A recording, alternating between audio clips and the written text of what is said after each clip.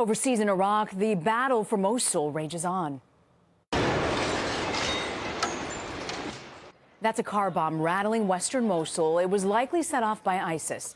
Several police officers were wounded. Iraqi forces, backed by the U.S. military, are trying to retake the city from ISIS. Meanwhile, the terror group is suspected of carrying out a chemical attack on civilians in Mosul this past week. Here's Jonathan Vigliotti.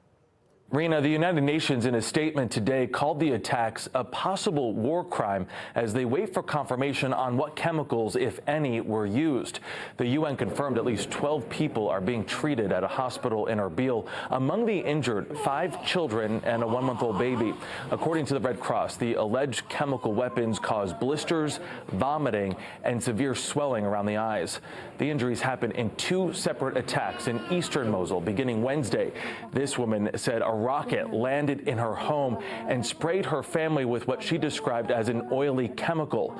Eastern Mosul was once controlled by ISIS until U.S.-backed Iraqi forces recaptured it in January. It's still unclear who's to blame for the attack, but the mortars were apparently fired from West Mosul, which is still held by the Islamic State. The unrest has led to a mass exodus. The United States has warned that ISIS could use weapons containing sulfur mustard agents as Iraqi forces now push to liberate western Mosul. The Islamic State has been suspected of making and using chemical weapons in territory it controls in Iraq and neighboring Syria. But this week's attack would mark the first time the terror group used chemical weapons in Mosul. Rena, the United Nations is now calling for a full investigation. Okay, Jonathan Vigliotti in London.